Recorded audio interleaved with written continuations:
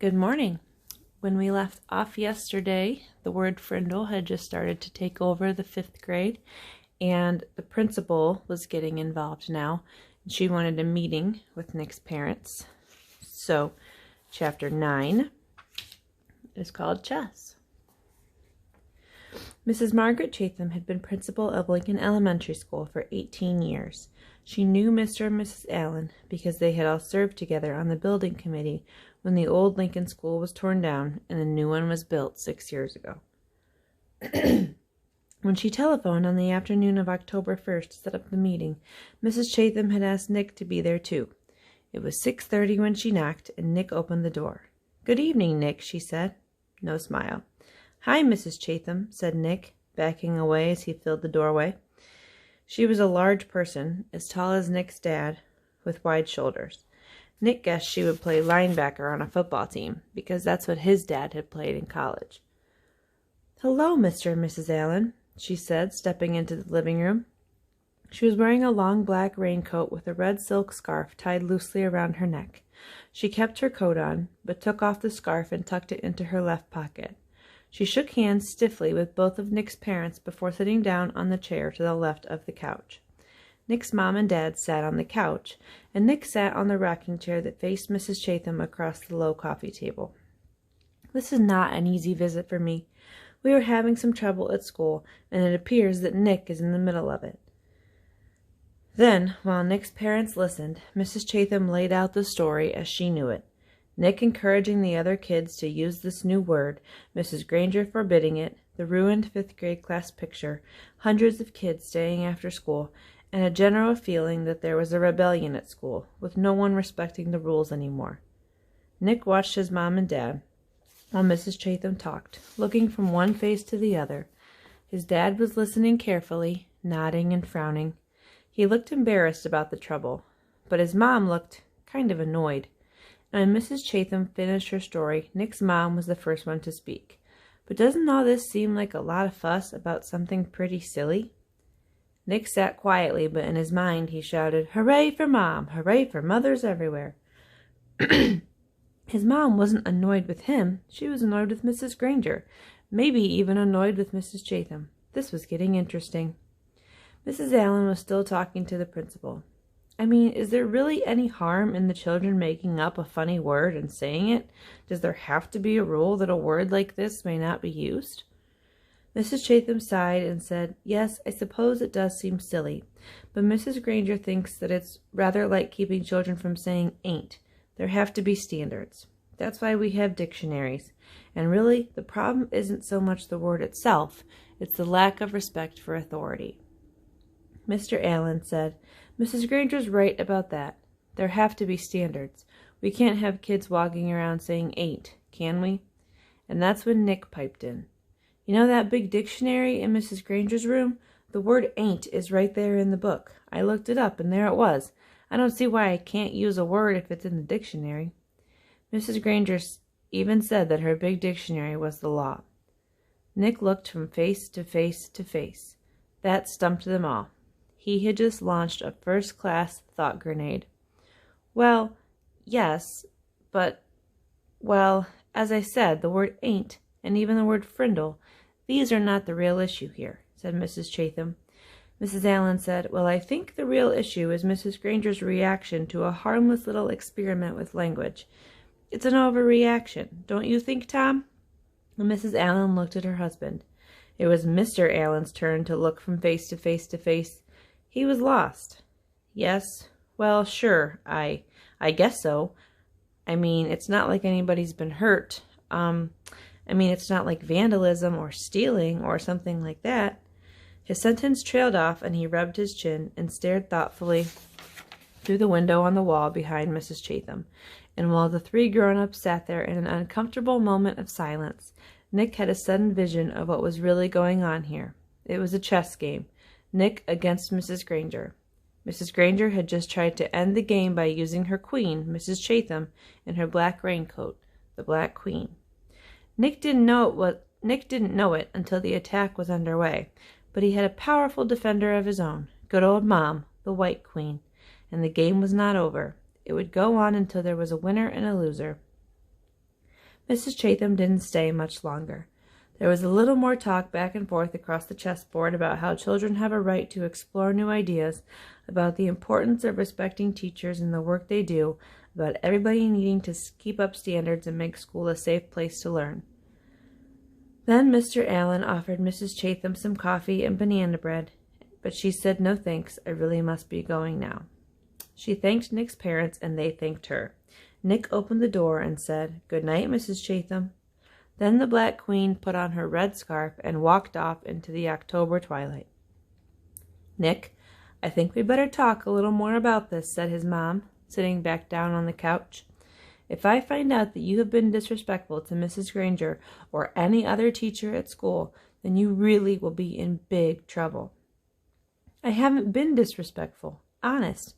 I did get everybody starting to use my word, but like you said, it's not hurting anybody. And I'm sorry if me and Dave and Pete got everybody to ask Mrs. Granger to borrow a Frindle. That was mean, I guess.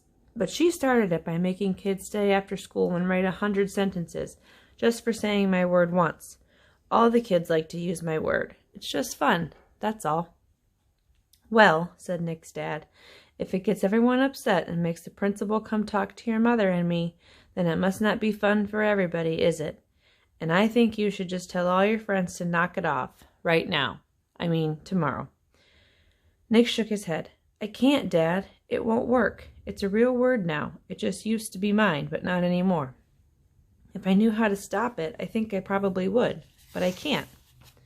And Nick looked at both of their faces to see if that idea was sinking in. It was. "Like I said, I won't be disrespectful, but I do like my word, and I guess now we're just going to have to see what happens."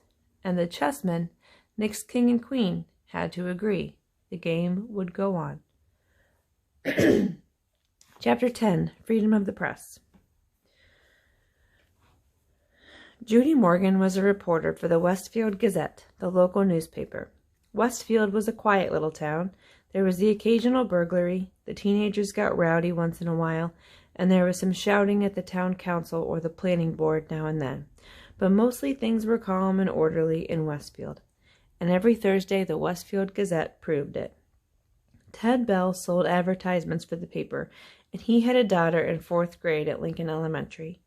He told Judy that a bunch of the 5th graders were making trouble and were not obeying teachers anymore, and there was something about a secret code word that they were all using.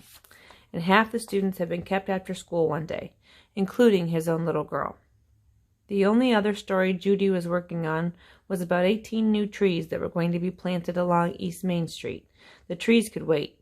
This thing at the elementary school sounded like a real story. So Judy Morgan showed up at Lincoln Elementary School at 3 o'clock, the day after Mrs. Chatham had been to visit Nick's parents. The sign on the door said all visitors must report to the office, and she did. On the bulletin board outside the office, Judy saw Mrs. Granger's notice about the punishment for using the word Frindle. She stepped back 2 paces, aimed her camera at the notice, and snapped a photo. She read the notice once more and then stepped into the office. Mrs. Freed, the school secretary, looked up and smiled. "May I help you?" "Yes, I'm sure you can. My name is Judy Morgan, and I work for the Westfield Gazette. I'd like to know about that poster outside the office, the one about this word Frindle. Who should I talk to?" Mrs. Freed stopped smiling. She was sick and tired of anything to do with that word. For the past week, her phone had been ringing off the hook. If it wasn't a parent complaining about a child who had to stay after school, it was someone from the school board trying to get in touch with Mrs. Chatham or Mrs. Granger. Mrs. Freed pursed her lips and narrowed her eyes. She said, "You'll have to speak with the principal. Let me see if Mrs. Chatham is free." She was. There isn't a principal alive who won't find the time to talk to someone from the local newspaper. The reporter was invited into Mrs. Chatham's office. Judy noticed right away that the principal was not comfortable talking about this stuff. When asked about the poster outside the office door, Mrs. Chatham laughed and said, "Oh, that? It's nothing, really. Some kids have been playing a prank, and it was time to put a stop to it." The principal's laugh sounded phony to Judy Morgan.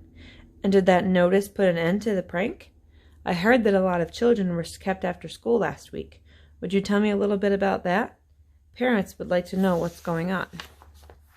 Mrs. Chatham looked like, Well, like a kid who had been sent to the principal's office. She squirmed a little in her chair and tried to smile. She said, well, we do still have a little problem, but it's under control. Mrs. Granger may have overreacted a bit.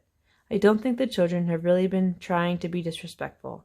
They are just having some fun, and it's more like a difference of opinion. And then Mrs. Chatham went on to tell the reporter what she knew about the word Frindle and how it had become popular among the students. Judy Morgan took careful notes. And when the principal had finished, Judy said, would you mind if I asked Mrs. Granger a few questions? Mrs. Chatham said, no, not at all. But Judy could tell that the principal wished she would just go away. What could she say, though? Mrs. Chatham couldn't very well keep the reporter away from Mrs. Granger because, after all, America is a free country with a free press. If Judy really wanted to, she would talk to Mrs. Granger sooner or later. It was sooner. In 3 minutes, Judy Morgan was standing at the doorway of room 12, looking in at Mrs. Granger. There were about 15 children sitting at desks scattered around the room, busy writing out their 100 sentences. She knocked, and the teacher and students looked up from their work. I'm Judy Morgan from the Westfield Gazette. Mrs. Granger, may I have a word with you? Mrs. Granger stood and came out into the hallway and closed the door. Judy could see past her and saw that every kid in the room was straining to listen. Judy noticed Mrs. Granger's eyes right away. Gray, maybe flecked with a little gold, and very sharp, but not hard or mean, just bright and strong. The reporter didn't waste words. So I hear that you plan to stop the students from using their new word? How goes the battle? Mrs. Granger did not smile, and her eyes got even brighter. First of all, it is not a battle. I am merely helping my students to see that the foolishness should stop. Such a waste of time and thought. There is no reason to invent a new and useless word. They should each learn to use the words we already have. But of course, all of this is just a silly fad, and when you add an E to fad, you get fade. And I predict that this fad will fade. Judy looked up from her notepad and asked, any idea how it all got started? Mrs. Granger's eyes seemed to almost catch on fire at that question, and she said, yes, I have a very good idea how it started. It was one young man's idea, a 5th grade student named Nicholas Allen. And now you will have to excuse me, Mrs. Morgan, for I have papers I must grade. And with a brief, firm handshake, Mrs. Granger ended the interview. The reporter didn't leave right away. She walked back through the hallway and sat on a bench outside the office so she could look over her notes to make sure they made sense. It took her about 5 minutes. Then Judy stood up, put her notebook into her large black purse, waved goodbye to a frowning Mrs. Freed, and headed out the door. As she walked to the parking lot, 5 or 6 kids who had just finished writing their sentences for Mrs. Granger came out another door. Judy walked beside them, listening to them laugh and joke. Then she asked them, why do you kids keep saying Frindle? Don't you hate staying after school? A boy who was almost falling over from the weight of his backpack looked up at her and said, it's not so bad. There's always a bunch of my friends now. I've written that sentence 600 times now. And then the kids said Mrs. Granger didn't even look at their punishment papers anymore. They were sure because when you were supposed to write, I am writing this punishment with a pen, everyone was writing the word Frindle every 4th or 5th sentence, and Mrs. Granger hadn't said anything. One girl bragged that she had written the word Frindle 45 times on her sheet today. She grinned and said, that's a new record. And this boy named Nick, Judy asked, has he had to stay after school too? The kids giggled, and a tall boy with reddish-brown hair and glasses said Mrs. Granger had kept Nick after school so much that everyone thinks she wants to adopt him. The reporter smiled and said, do you think I could find Nick and talk to him this afternoon? The boy looked at Judy for a second and then said, I don't think Nick would want to talk to you right now. He might say something stupid and get himself in trouble. Then he grinned at his friends. The kids laughed and poked and punched each other and headed off down the block. Judy drove back to her office and started writing. The next morning, a brown envelope arrived at the Gazette offices addressed to Judy Morgan, and below her name was written, Frindle Story. When Judy opened it, there was a class picture, the 5th grade at Lincoln Elementary School. Mrs. Granger and the 6 other teachers were standing at the ends of the rows, and the kids were dressed neatly, hair all combed, but there was something odd about the picture. The reporter looked closely and saw that each kid was holding up a pen, and each little mouth was puckered in the same way. She was puzzled for a second, but then she said softly, "Of course! They're all saying Frindle." Written on the back of the picture in neat cursive was, "Third row, fifth from left." Judy looked at the picture, and there she saw the same grinning red-haired boy with glasses that she had talked to in the school parking lot yesterday. She chuckled and said, "Well, well, well. Pleased to meet you, Nicholas Allen." Stay tuned for chapters 11 and 12 tomorrow.